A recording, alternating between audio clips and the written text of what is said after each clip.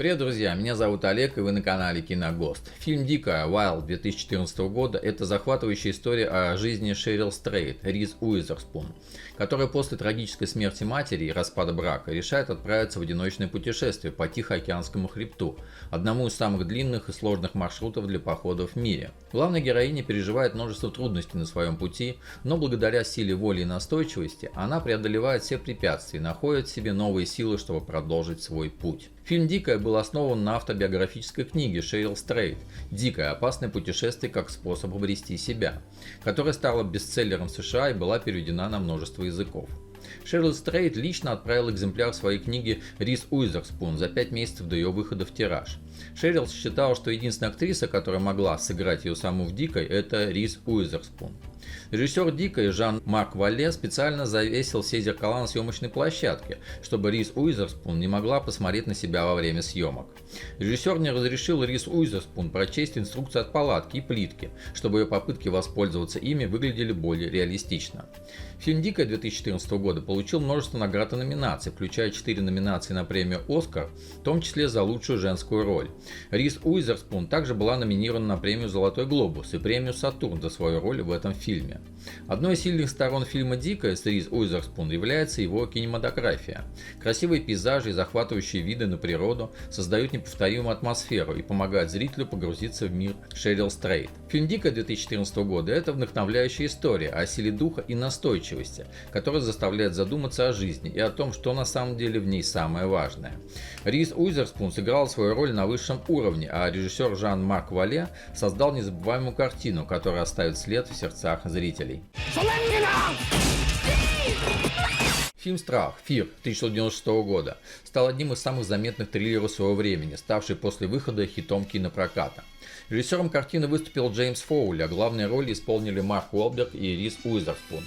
Сюжет фильма «Страх» 1996 года рассказывает о девушке по имени Николь, Риз Уизерспун, которая влюбляется в молодого парня по имени Дэвид, Марк Уолберг. На первый взгляд он кажется идеальным парнем, красивым, уверенным в себе и заботливым. Однако вскоре Николь начинает замечать странные вещи в поведении своего возлюбленного.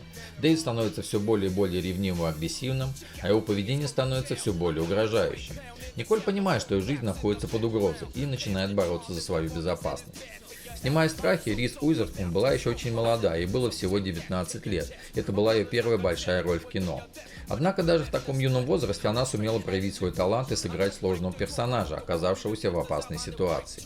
Марк Уолберг сыграл в фильме «Страх» 2006 года одну из своих первых главных ролей. Ранее он работал как модель и певец, но после успеха «Страха» он начал получать больше предложений на киносъемки. «Страх» стал одним из первых фильмов, в саундтрек которого вошла песня «Wild Horses» группы Rolling Stone. Wild Horses стала очень популярной благодаря фильму и до сих пор является одной из самых известных композиций группы. «Страх» 1996 года – это превосходный триллер, который умело сочетает в себе элементы любовной истории и напряженного саспенса. Фильм удерживает зрителя в напряжении до самого конца и дает возможность насладиться талантом Риз Уизерспун и Марка Уолберга, наблюдавшегося уже в их ранних работах. Рекомендую посмотреть фильм «Страх» всем, кто любит качественные триллеры с интересным сюжетом и замечательными актерскими работами. Для всех поклонников Риз Уизерспун «Страх» – это обязательно картина, которую нельзя пропустить. Фильм «Плезантвиль» 1998 года – это удивительная история о двух подростках, которые попадают в мир черно-белых телевизионных сериалов 50-х годов. Главные герои Дэвид Тоби Магуайр и Дженнифер Риз Уизерспун оказываются в роли персонажа этого мира и начинают изменять его, привнося в него яркие цвета и новые идеи, что вызывает недовольство местных жителей. Одной из главных ролей в фильме исполняет Риз Уизерспун, которая играет Дженнифер.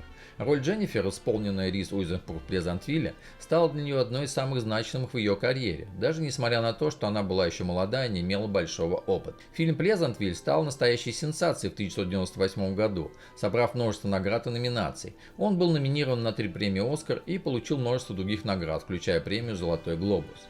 Для создания эффекта черно-белой реальности 50-х годов в фильме «Плезантвиль» 1998 года была использована специальная камера, которая снимала в черно-белом формате. После этого на каждый кадр были наложены цветовые фильтры, чтобы создать эффект черно-белой телевизионной реальности. Фильм «Плезантвиль» с Риз Уизерспун – это удивительная история о том, как мир может измениться благодаря одному человеку. Он заставляет зрителя задуматься о том, что такое настоящая жизнь и как мы можем изменить мир вокруг нас. Рекомендую посмотреть фильм «Плезантвиль» всем, кто любит драмы и интересные истории, и готов проникнуться атмосферой 50-х годов 20 века и задуматься о том, каково было бы жить в телевизионной реальности. Мы все попадем в ад за свои песни. А как же я, Джерри? Я тоже попаду в ад? Нет, Джун, ты красавица.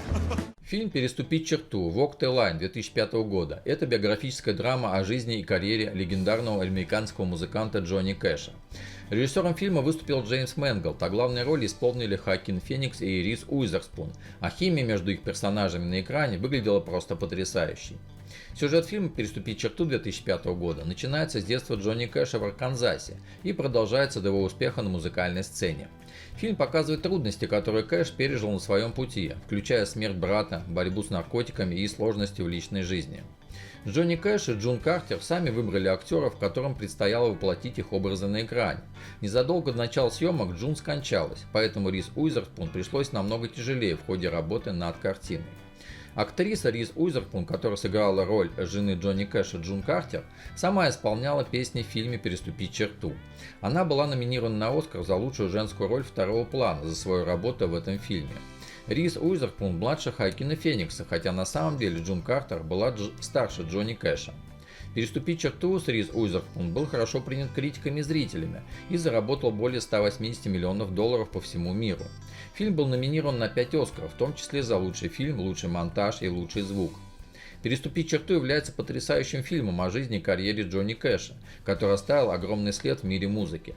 Исполнение песен Риз Уизерспун и Хоакина Феникса добавляет фильму особую атмосферу и делает его еще более захватывающим и интересным. Мне нужно алиби. Я не могу сказать, но я точно знаю, что она невиновна. Фильм «Блондинка в законе» Legally Blonde 2001 года стал настоящим хитом в год своего выхода. Это комедия о молодой красивой девушке по имени Эль Вудс, Риз Уизерспун, которая мечтает выйти замуж за своего бойфренда, Уорнера Хантингтона III, но вместо этого он бросает ее, чтобы поступить на юрфак Гарварда. Не желая оставаться без своего возлюбленного, Эль решает поступить в Гарвардский университет и стать юристом, чтобы доказать Уорнеру, что она достойна его любви.